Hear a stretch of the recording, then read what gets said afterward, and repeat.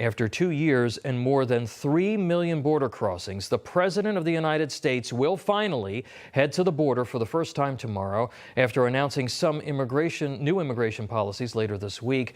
But is it too little too late? And will it improve the situation facing America? Americans are waiting to hear solutions when the president heads to El Paso tomorrow. Our border correspondent Jason Jones is live in Texas with more. Jason. Tom, good afternoon, buddy. It's good to be with you as always. Here's the problem right now going on as President Biden is finally going to the El Paso area to see the border for himself. And that's outside the immigration layer that we talk about all the time. There are major problems to national security and public safety that these cartels and alien smuggling organizations along our border represent. I want to give you an example of this. We've got exclusive video that was taken yesterday from a private security firm just south of Arivaca, Arizona, a very remote area inside Mexico, approximately 300 meters. What you are seeing is a forward operating base of the Sinaloa cartel with approximately 50 gunmen. And while this drone flew from the U.S. into Mexico, look at what it captured as these gunmen were shooting at this drone from multiple locations. And in addition to that, not only were they shooting at it, but these rounds were coming into the United States, and those who were guiding the drone had to take cover as a result of it. This is playing out on our border every day. And while most of the media looks at the immigration layer, and it's a very important layer, we cannot forget the national security issues and the public safety issues in this country. Here's why it's important. The Sinaloa cartel this week, the Americans and the world witnessed the capability of them as Ovidio Guzman was taken into custody, and the cartel literally took over an airfield. And then they had back-to-back battles resulting in 29 people killed in Culiacan, Mexico. Well, look at this same cartel's capabilities at our border. So when you hear from the secretary that your border is safe and your border is secure, I want to be very clear with the videos you are seeing and that we bring you back to back. Your border is not safe and your border is not secure. And I'll say one last thing here, Tom. Yeah. What you are really witnessing at the southwest border is the largest U.S. intelligence failure since 9/11. Wow. Jason, first of all, I over the last 2 years, you have done more than any reporter for any network anywhere on this issue. You've been following it every single day, and thank you for everything that you've brought to us on this, and you're going to continue to do it. Jason, we're fighting an army. This is not some group of rabble. This is an army with an enormous amount of money and infrastructure and other resources. What do you think the president can say that is actually going to strike fear into these folks? Nothing. He can say nothing verbally. They do not fear the United States. And I can tell you, as somebody that knows these cartels and has built programs with the state of Texas to go after them when we were combating the Los Zetas cartel before they were adjusted into Cartel del Noreste, they do not fear us. They have no reason to. And what's an example of that, Tom, that tells you that they don't? And that is that they have pushed more deadly fentanyl into this country that has resulted in the deaths of 100,000+ Americans in just 1 year. Yeah. And I can tell you they will not stop. We've got to go after their labs. We've got to go after their labs now.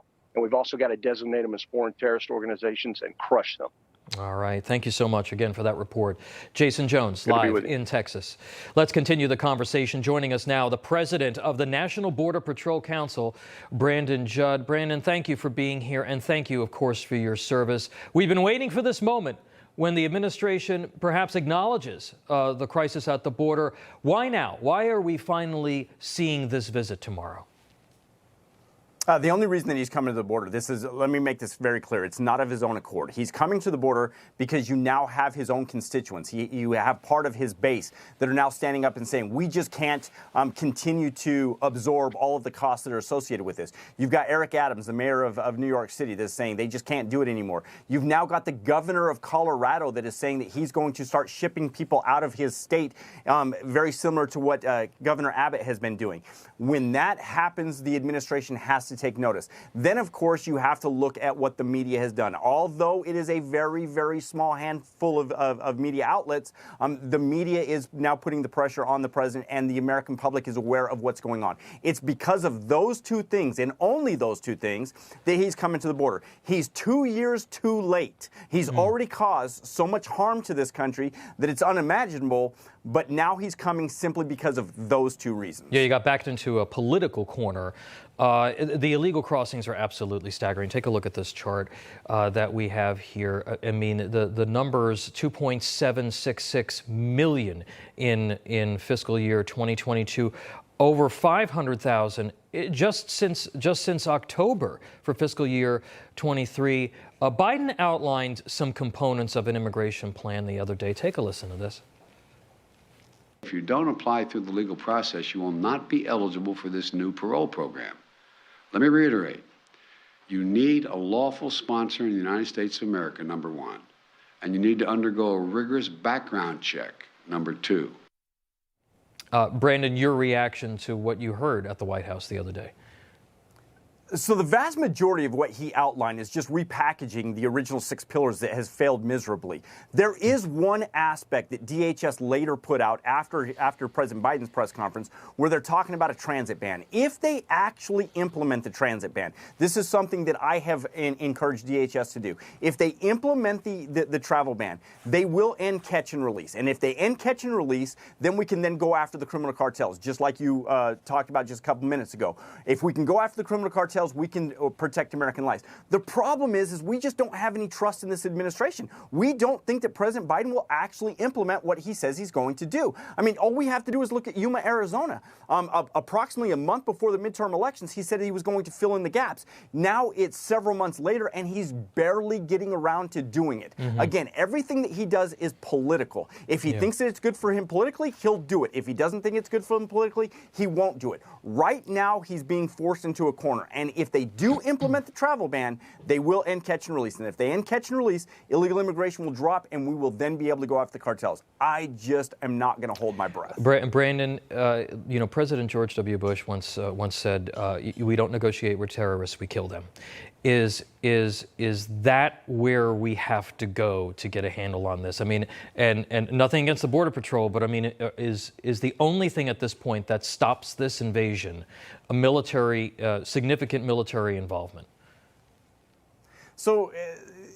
Yes and no. And let me tell you what the cons are. And the reason why the Trump administration did not proclaim cartels as terrorist organizations is right now they're operating in the shadows in the Mexican society.